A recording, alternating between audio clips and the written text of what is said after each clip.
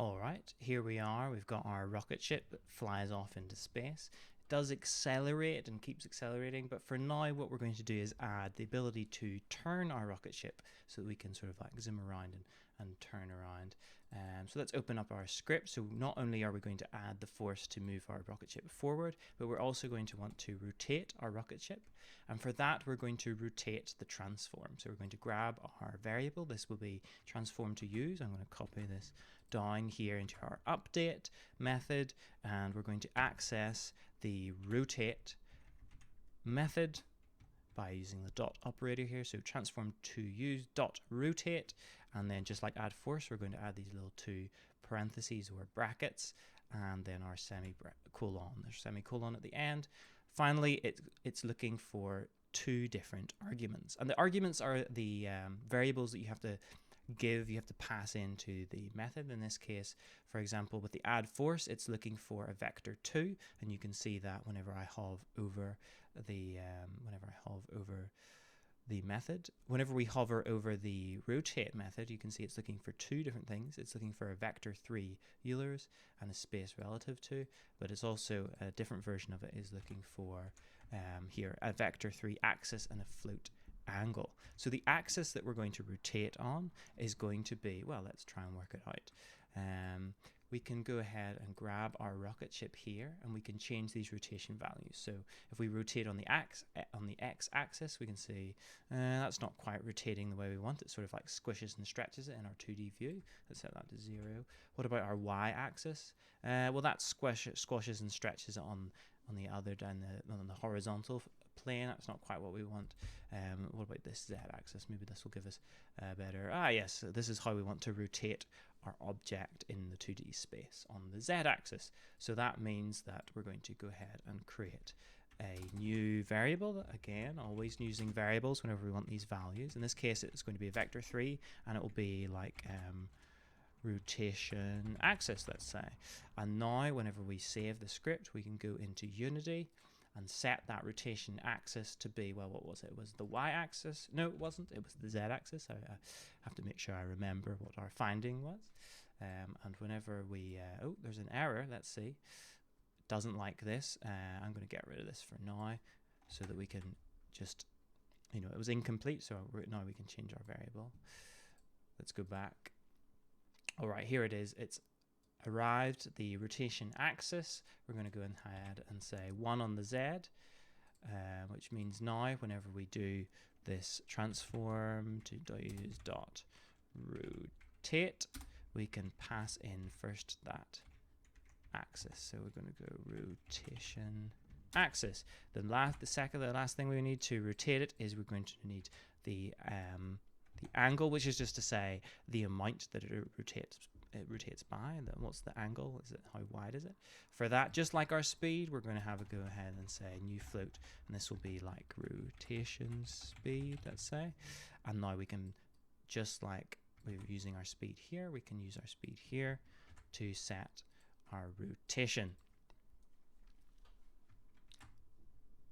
Let's go ahead and run our game once we save that and see what happens.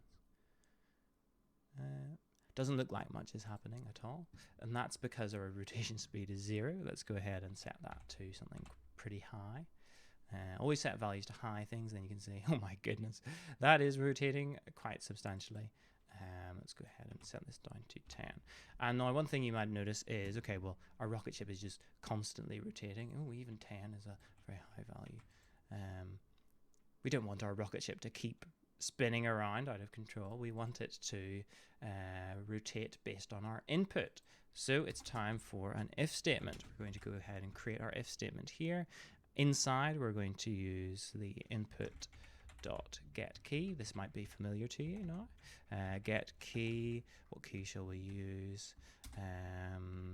Let's use the arrow key. This time I'm going to use the key code dot right arrow just to make sure we get the right value there.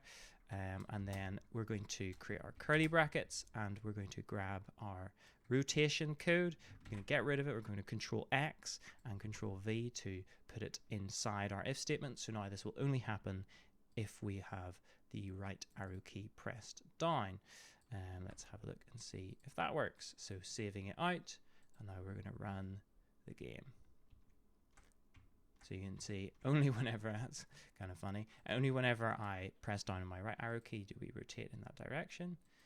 And let's just do the opposite whenever we press our left arrow key down, which means we're going to go ahead and change this to left. We've copied all this code, and we're going to go ahead and say minus rotation speed so that we rotate in the opposite direction.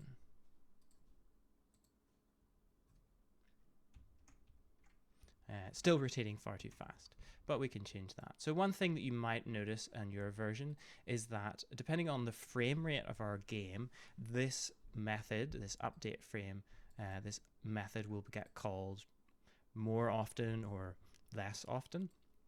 We can get rid of that dependency by multiplying all of the speeds in our game by the time.delta time, which is the time between frames. That means with a very high frame rate, the time between frames will be very low, so then we can adjust our speeds accordingly. Or if the frame rate is very low, then the time is very high. Well, regardless of what those ratios are, right, we're trying to remove the dependency of our frame rate on how it affects our speeds. So we're going to go ahead and multiply by delta time. However, in Unity, physics is actually uses this instead of update method. It's a good idea to use this fixed update method, and that's because Unity's physics actually runs at a different frame rate from your actual frame rate. It all gets very complex very quickly, but for now we're going to go ahead and change this method to fixed update, and we're going to change our time.delta time to time.fixed delta time. And what this is going to mean is that no matter what your frame rate is, it will rotate by the same amount. Oh, and let's not forget to multiply our movement speed by it as well. So I'm going to save this out, go back to Unity, and now we might have to change our speeds quite a lot because this might have decreased our speeds considerably. Yes, decreased them so much that we're not moving anymore. So we're going to go ahead and go ahead and let's put our rotation speed up to 10. Let's put our movement speed up to 10. Let's see if that moves us at all. Moves us very slowly, and we're also turning very slowly. So let's say maybe about 3 times as much. 30 on the speed and 30 on the rotation speed. All right, we've almost got our little rocket ship flying around, but there's one problem, as you might have noticed, which is that whenever we move, we constantly add force. Let's go back to here, and you can see we're adding force every single frame. And if you've got this far, that's great. Well done. You've got your little ship moving around. Let's try and improve this, make it better by, instead of constantly adding a force which causes our ship to accelerate and get faster and faster and faster until it just leaves the screen, we're going to, instead of using this .add force method, we're going to go ahead and access the velocity directly of our object and just assign the value of our speed to that velocity, which means that this will not accumulate over time. This will just be reset every single frame, which means that instead of accelerating, our object will simply just move at a preset speed. All right, very slow, but now we've not got a rocket ship that just flies off the edge of the screen. And you can have fun tweaking these values to your satisfaction. I'm going to go ahead and put them maybe to 50. I don't know. Let's find out and see if that works. That looks good to me.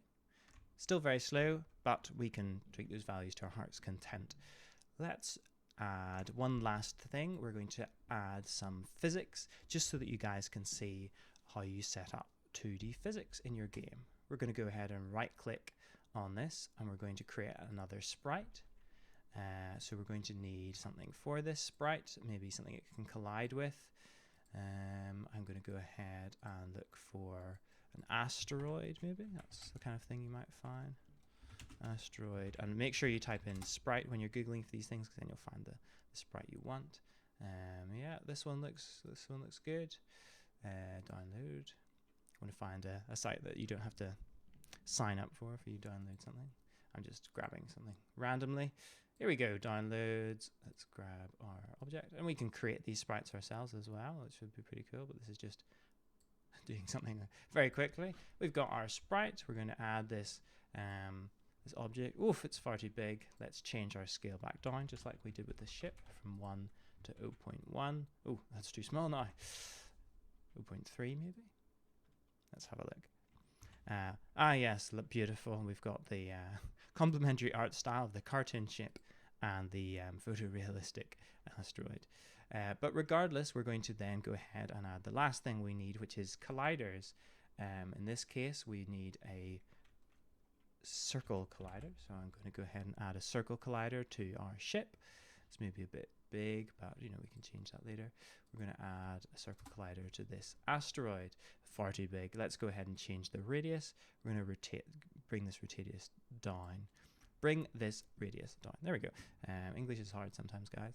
So one thing that we can do, as well as changing values, just to point out, like putting this value to 2 or 3, is that if we drag our mouse along the name, we can sort of incrementally change that value, and we can see it growing and shrinking here. It's quite useful. Let's go ahead and run our game and see what happens when we try and collide these objects.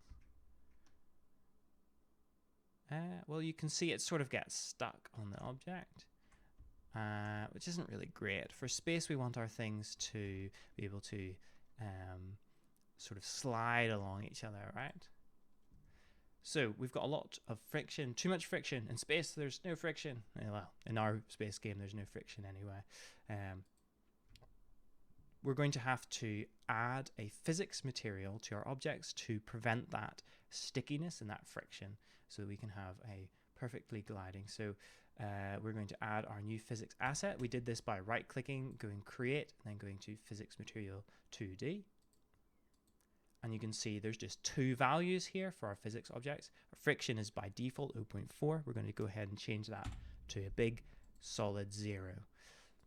And finally, the only thing left to do is add our physics material to our rigid bodies, just like we drag things into variables before. So we're going to drag our asset in, and we see there it is there. Material, non-physics material. We're going to change that to our new physics material we've made, and let's change that on our asteroid as well. Boop. All right, I'm going to save and run. Now, whenever we rotate our ship around very slowly, it's the slowest spaceship in all the galaxy. Hopefully, it will sort of slide off the asteroid with far less friction. There we go. So, hopefully, this has demonstrated how similar 2D movement is to 3D movement. We've done a little bit of a different thing. We've got our rocket ship moving through space. If you get this all working, then congratulations, pat yourself on the back. See if you can expand it out. Can you create some new 2D elements to move your rocket ship around? We haven't quite got a game yet. We've still got to add, like our objective and failure and success. But we're the first steps toward that. And if you are struggling with this tutorial, then don't worry, because code is difficult. Have a pause whenever the code comes up so that you're able to understand hopefully what's going on. But if you don't understand, that's totally fine. Wherever you get stuck, have a bit of a poke around and see if you can't debug it and solve the problem yourself. And if you really get stuck, then shoot me a wee email, maybe screenshot the code that you've got and the bit that isn't working for you. Otherwise, I hope that all things considered, you're keeping well, and I hope this tutorial was useful for you.